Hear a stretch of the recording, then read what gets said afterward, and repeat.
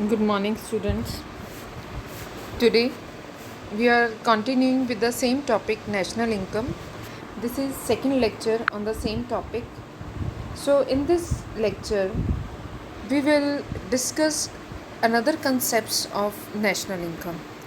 Students, in the previous video we have discussed in detail the meaning of national income and some phenomena related to it, right. So आज की video में हम कुछ और concept discuss करने वाले हैं. फर्स्ट ऑफ ऑल थोड़ा फास्ट मैं रिव्यू कर रही हूँ. लास्ट वीडियो में हमने डिस्कस करा था नेशनल इनकम. इसमें हमने डिस्कस करा था कि जो नेशनल इनकम है, national income is what it is the monetary value of all the goods produced in an economy in an financial year. 3 main aspects हैं, 3 पॉइंट ऑफ व्यू हैं national income को major करने के. एक point of view है कि आप major कर सकते हो नेशनल इनकम को प्रोडक्ट के साथ, कि उस देश एक पर्टिकुलर फाइनेंशियल ईयर में एक देश में जितनी गुड्स प्रोड्यूस की गई हैं, that is the national income. Second तरीका है नेशनल इनकम कैलकुलेट करने का कि हमारे जो जितनी भी फैक्टर्स ऑफ प्रोडक्शन है, उन्होंने प्रोडक्शन के दौरान जितनी भी इनकम जनरेट की है, चाहे लेबर है, कैपिटलिस्ट हैं, एंटरप्रेन्योर हैं, इन सब की इनकम को आप ऐड कर दो तो भी हमारी नेशनल इनकम आ जाएगी. तीसरा वे आउट है कि अगर आप जो आपने प्रोडक्शन या कंजप्शन, मतलब जो आपने इनकम जनरेट की है, उसको आप स्पेंड करोगे कहीं ना कहीं पे, या आप प्रोडक्शन करोगे या आप इन्वेस्टमेंट करोगे, कुछ ना कुछ कंजप्शन या इन्वेस्टमेंट से रिलेटेड होगी आपकी इनकम. तो अगर आप अपनी एग्रीगेट इनकम को, एग्रीगेट एक्सपेंडिचर को टोटल कर दें, तब भी हम फाइंड आउट कर सकते हैं नेशनल इनकम. ठीक है. So we have discuss some basic concepts of national income in previous lecture. These are domestic territory of a country. Domestic territory of country में हमने डिस्कस करा था कि जो नेशनल टेरिटरीज़ हैं, जब हमें नेशनल इनकम कैलकुलेट करनी है तो हम जोग्राफिकल टेरिटरीज़ नहीं देखते, we see the national territories. National territories का मतलब है कि जो कोई पर्सन हमारी जोग्राफिकल एरिया के बाहर भी अगर गुड्स प्रोड्यूस कर रहा है या कुछ प्रोडक्शन कर रहा है, इनकम जनरेट कर रहा है, चाहे जैसे वो शिपिंग के थ्रू गया है या एयरवेज के थ्रू गया है, that income will belong to Indian economy. ठीक है. जैसे हम एम्बेसीज को फॉरेन कंट्रीज़ में अपॉइंट करते हैं, क्योंकि फॉरेन एम्बेसीज अपॉइंट करना हर एक गवर्नमेंट की रिस्पॉन्सिबिलिटी है. उनको जो सैलरी देती है तो वो गवर्नमेंट का एक्सपेंडिचर का पार्ट है और उनकी वो इनकम है, तो it will be the part of national income. Next concept हमने डिस्कस करा था normal residents of a country. अब इनकम कैलकुलेट करनी है, हमें किन लोगों की लेनी है? हम इनकम कैलकुलेट करेंगे नॉर्मल रेजिडेंट्स की. नॉर्मल रेजिडेंट्स क्या हैं, that is a question. Normal resident of a country is a person who lives in India from at least 1 previous year. Last 1 year से अगर वो इंडिया में रिज़ाइड कर रहा है और इंडिया से वो कोई इनकम जनरेट कर रहा है, तो जो उसकी इनकम है वो इंडिया की नेशनल इनकम का पार्ट बनेगी, चाहे वो किसी भी कंट्री को बिलोंग करता है. क्लियर. सो ये 2 कंसेप्ट हमने डिस्कस करे थे बहुत डिटेल में.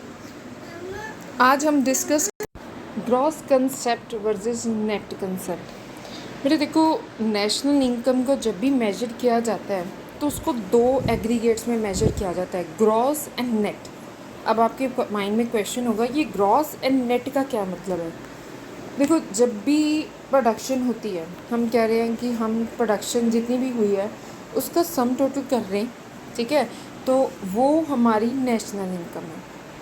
बट देखो, जो प्रोडक्शन हमने करी है तो उसके लिए कुछ मशीनरी भी यूज़ की होंगी, ठीक है ना. तो जो मशीनरी यूज़ करी है उसके ऊपर जो डेप्रिसिएशन लगी हुई है, आप ये मानते हो कि नहीं कि दैट इज़ जेन्युइन एक्सपेंडिचर? हमारी जो मशीनरी है उसकी वियर एंड टियर हुई है, उसकी ऑब्सोलेंस हुई है, नुकसान हुआ है, मशीनरी की तोड़ फोड़ भी हुई है, तो उस तोड़ फोड़ की जो घिसावट का खर्चा है वो लॉस है, क्या हमें अपनी इनकम में से माइनस नहीं करना चाहिए? देन ऑब्वियसली करना चाहिए. तो अगर हम अपनी ग्रॉस प्रोडक्ट में से, मतलब हम नेशनल इनकम कैलकुलेट करेंगे, उस नेशनल इनकम में से अगर तो हमने डेप्रिसिएशन माइनस कर दी है देन वो नेट कंसेप्ट है, ठीक है। अगर हमने डेप्रिसिएशन माइनस नहीं करी है तो वो नेशनल इनकम हमारी ग्रॉस प्रोडक्ट है, ग्रॉस नेशनल इनकम है, ठीक है। फॉर एग्ज़ाम्पल देखो, जब नेशनल इनकम के हम आगे कंसेप्ट डिस्कस करेंगे, हम डिस्कस करेंगे जीडीपी, एनडीपी, ठीक है। तो ये जीडीपी एनडीपी क्या है? GDP is gross domestic product, NDP is net domestic product. अब ये ग्रॉस और नेट में क्या है तो डोमेस्टिक प्रोडक्ट है। ग्रॉस डोमेस्टिक प्रोडक्ट में से जब हम डेप्रिसिएशन को माइनस कर देते हैं तो हमारे पास क्या आता है? Net product. दूसरे वर्ड्स में अगर बात करें, नेट प्रोडक्ट में अगर डेप्रिसिएशन ऐड कर दें तो हमारे पास क्या आ जाएगा? Gross product. अब आपको इसका सिग्निफिकेंस क्या है? देखो, आपको नेशनल इनकम का बेटे न्यूमेरिकल पार्ट आएगा। नेशनल इनकम के अलग अलग कंसेप्ट होंगे और उसमें आपको कैलकुलेट करना होगा कि ग्रॉस नेशनल प्रोडक्ट निकालिए या नेट नेशनल प्रोडक्ट निकालिए। आपके पास अगर ग्रॉस है तो ग्रॉस में से डेप्रिसिएशन माइनस करो तो हम नेट की तरफ चल जाएंगे। अगर आपके पास नेट इनकम है, ग्रॉस की तरफ जाना है तो हमें क्या करना पड़ेगा? डेप्रिसिएशन ऐड करनी पड़ेगी, हम ग्रॉस की तरफ चल जाएंगे। क्लियर है बेटा? ठीक है। So this is gross and net concept. Clear? Next is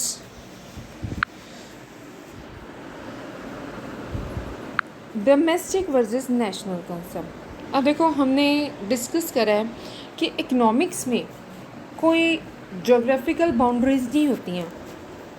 economics में जब हम नेशनल इनकम को कैलकुलेट कर रहे हैं then we discuss about the domestic boundaries. Domestic boundaries कौन सी होती हैं?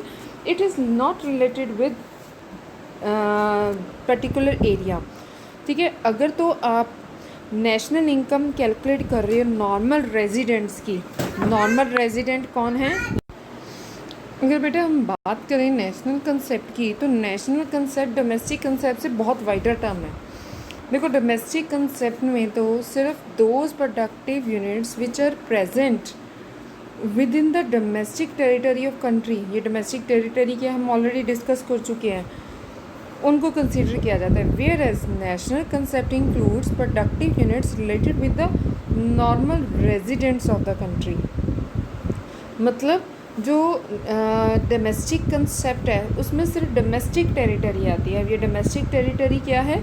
डोमेस्टिक टेरिटरी ऑलरेडी हम डिस्कस कर चुके हैं। Domestic concept is related with geographical territory of the country, जबकि नेशनल जो कंसेप्ट है ये नॉर्मल रेजिडेंट्स, मतलब जो रेजिडेंट इंडिया के अंदर रह के या इंडिया के बाहर रह के काम कर रहे हैं वो सारे कंसेप्ट इसमें कंसिडर होते हैं। So normal resident of a country gate income from abroad for providing factor services. तो नॉर्मल रेजिडेंट में मतलब जब हम नेशनल कंसेप्ट डिस्कस कर रहे हैं तो जो फैक्टर सर्विसेज, जितने भी फैक्टर्स हैं, अगर उन्होंने अब्रॉड से कोई इनकम कमाई है तो वो भी उसका पार्ट बनेगी। On the country, normal residents of other countries of the world earn income from that country, ठीक है। तो जो नॉर्मल रेजिडेंट है उसमें अगर हमारे देश में किसी अदर कंट्री के जो लोग हैं वो इनकम अर्न कर रहे हैं तो वो भी कंसीडर किया जाएगा। So different between this two is called the net factor income from abroad. अब ये देखो, net factor income from abroad क्या है? It is the income received by normal resident of a country for rendering their services, factor services abroad, minus income paid to the non residents for rendering their factor services in the domestic territory. ध्यान से समझो बेटे, net factor income from abroad क्या है? Income received by normal resident of a country for rendering their factor services abroad. अगर हमारे जो normal resident हैं वो अब्रॉड में काम कर रहे हैं, ठीक है, वहाँ से कोई सर्विसेज वो इनकम कमा रहे हैं, उसमें से हमें सब्ट्रैक्ट क्या करना है? Income paid to the non resident. मतलब जो नॉन रेजिडेंट है उनको हमने इनकम पे करी है, कोई खर्चा करा है for rendering their factor services in the domestic territory. मतलब अगर वो इंडिया में रह के काम कर रहे हैं तो उन्होंने जो इनकम यहाँ से कमाई है हम उसको सब्ट्रैक्ट करेंगे, मतलब इनकम इन डोमेस्टिक टेरिटरी, तो वो हमारी क्या आ जाएगी? Net income from abroad. Clear है? सो अगर हम फार्मूला वाइज डिस्कस करें तो फार्मूला वाइज क्या कंसेप्ट आएगा कि डोमेस्टिक प्रोडक्ट क्या है, अगर डोमेस्टिक प्रोडक्ट है तो national product minus net factory income from abroad है। बेसिकली हम डोमेस्टिक प्रोडक्ट ही कैलकुलेट करते हैं, और अगर आपको डोमेस्टिक से नेट की तरफ आना है मतलब आपको जीडीपी दी गई है, ग्रॉस डोमेस्टिक प्रोडक्ट दिया गया है, एंड क्वेश्चन में बोला गया है कि gross national product find out करें, तो हम कैसे फाइंड आउट करेंगे? डोमेस्टिक प्रोडक्ट में हम net factor income from abroad add कर देंगे तो हमारे पास क्या आ जाएगा? National product. Most of the time 99% आपको net factor income from abroad given होगा और आपको कैलकुलेट करने की ज़रूरत नहीं होगी, ठीक है। 1-आधा% चांस है कि आपको net factor income from abroad calculate करनी पड़ जाए। अगर करनी पड़ भी जाए तो हम क्या करेंगे? We will, what formula we will adopt? We will subtract the income paid to the non-resident from the income received by the normal resident of a country outside India। Clear है? तो इसको नेट कर लेना है। तो इस तरह से हम डोमेस्टिक प्रोडक्ट और नेशनल प्रोडक्ट के जो कंसेप्ट है ये कैलकुलेट कर सकते हैं। नेक्स्ट जो फिनोमिना हमारे पास आएगा that is market price versus factor price. देखो जो नेशनल इनकम है ये जनरली कैलकुलेट की जाती है, या तो ये मार्केट प्राइस पे होती है या ये फैक्टर कॉस्ट होता है। जब आप क्वेश्चन सॉल्व करोगे तो आप देखोगे लिखा होगा कि gross domestic product at factor cost या gross domestic product at market price. Factor cost और मार्केट प्राइस में डिफरेंस होता है। डिफरेंस किस चीज़ का होता है बेटे? जो मार्केट प्राइस होता है, मार्केट प्राइस क्या होता है कि जो हमारी कॉस्ट ऑफ प्रोडक्शन है, ठीक है, उसके ऊपर जो प्रोड्यूसर है उसने कुछ टैक्सेस पे करे हैं, ठीक है, तो वो टैक्सेस अगर हम ऐड कर दें तो वो जो प्राइस है वो हमारा क्या हो जाएगा? मार्केट प्राइस हो जाएगा। सिंपली अगर मैं बात करूं, अगर तो आपकी बेटी कॉस्ट है, कॉस्ट क्या है? अगर हम नेशनल इनकम कैलकुलेट करने के लिए सिर्फ कॉस्ट एस्पेक्ट ले रहे हैं देन हम बोलेंगे कि ये जो नेशनल इनकम है, जैसे सपोज ग्रॉस डोमेस्टिक प्रोडक्ट है, it is a factor cost. But अगर हम मार्केट प्राइस उठा रहे हैं, मार्केट प्राइस उठाने का मतलब क्या है कि कॉस्ट ऑफ प्रोडक्ट तो ठीक है, कॉस्ट ऑफ प्रोडक्ट में सारी कॉस्ट आ गई है, डायरेक्ट इनडायरेक्ट हर तरह का एक्सपेंडिचर जो एक ऑनर ने करा, चाहे वो डेप्रिसिएशन से रिलेटेड है, किसी भी चीज़ से रिलेटेड है, सारे खर्चे उसने कॉस्ट में डाल दिए। बट इसके अलावा एक एक्सपेंस है जैसे कि जो इनडायरेक्ट टैक्सेस हैं जो at the time of sale एक मैन्युफैक्चरर को पे करना होता है, और ये एक्सपेंस ऐसा है जो मैन्युफैक्चरर ने कस्टमर से कवर करना होता है, ठीक है। तो जब वो कॉस्ट में इनडायरेक्ट टैक्सेस ऐड करता है तो क्या निकलता है? उसका मार्केट प्राइस डिसाइड होता है कि ये गुड का मार्केट प्राइस क्या होगा। कई बार ऐसे होता है कि जो एक मैन्युफैक्चरर है उसको मोटिवेट करने के लिए, इनकरेज करने के लिए गवर्नमेंट कुछ सब्सिडीज़ देती है। तो इनडायरेक्ट टैक्सेस का यहाँ पे मतलब क्या है? Net indirect taxes. अब एक और फॉर्मूला बन गया, ये नेट इनडायरेक्ट टैक्सेस क्या होते हैं? जब हम इनडायरेक्ट टैक्सेस में से सब्सिडीज़ को माइनस कर दें। अब सब्सिडीज़ का तो मतलब समझ आता है ना आपको? सब्सिडीज़ क्या होती हैं? जो एक्स्ट्रा ग्रांट्स गवर्नमेंट ने हमें दिए हैं, ठीक है। ये ग्रांट किस लिए है? क्योंकि हम ऐसे एरिया में वर्क कर रहे हैं, ऐसे एरिया में प्रोडक्शन कर रहे हैं जहाँ पे कॉस्ट ऑफ लेबर हमें ज़्यादा पड़ रही है, पर क्योंकि वो हमारी प्रायोरिटी एरिया में आ रहा है कि वहाँ पे डेवलपमेंट के लिए प्रोडक्शन करनी ज़रूरी है, तो गवर्नमेंट हमें सब्सिडीज़ देती है सम टाइम, कि रॉ मटेरियल की सब्सिडी दे दी या टैक्स की सब्सिडीज़ दे दी। तो हम अपने वो जो सब्सिडीज़ है वो बेनिफिट है जो हमें गवर्नमेंट से मिलता है। टैक्सेस क्या है? जो बेनिफिट गवर्नमेंट हमसे लेती है, तो उनको नेट करेंगे, वो नेट वैल्यू को क्या बोलेंगे? Net indirect taxes. तो जो हमारी कॉस्ट है अगर उसमें नेट इनडायरेक्ट टैक्सेस ऐड कर देंगे तो वो हमारी क्या निकलेगी? National income at market price. Clear है?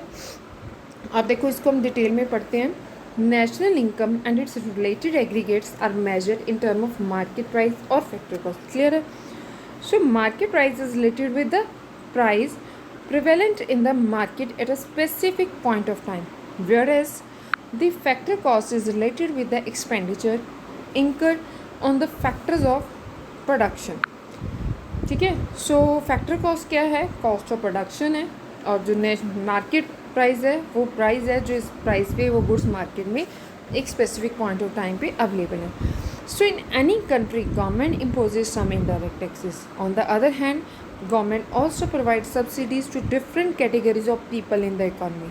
So the difference between the indirect taxes and subsidies known as net indirect taxes. It means net indirect taxes is equal to indirect taxes minus subsidies. तो हमें क्या लेना है? net indirect taxes लेने हैं। अगर आपको क्वेश्चन में indirect taxes और subsidies given है तो हम indirect taxes में से subsidies माइनस करेंगे और net निकालेंगे। क्लियर है?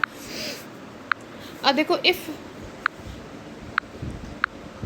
net indirect taxes are added to any concept at factor cost, then we will get the concept at market price.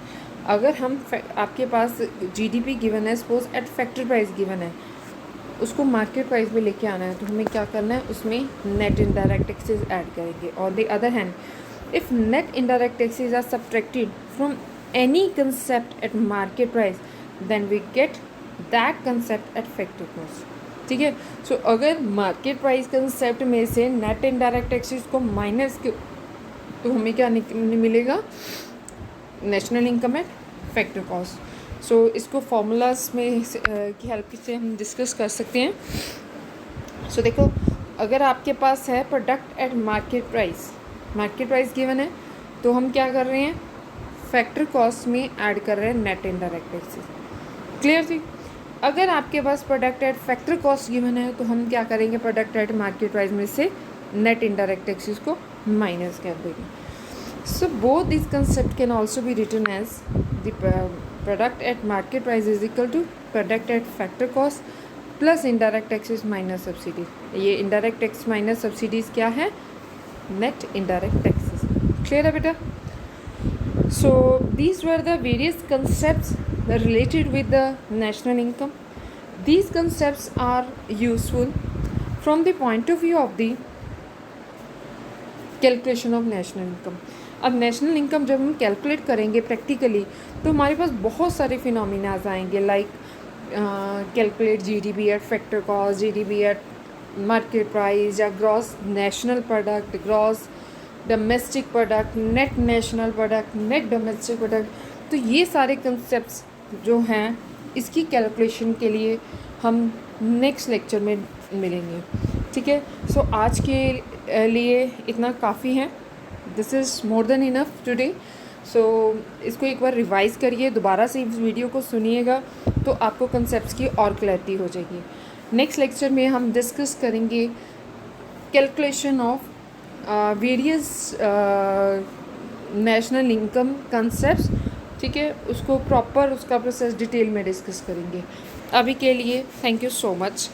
If you like this video then please subscribe it. Okay, thank you so much बेटा।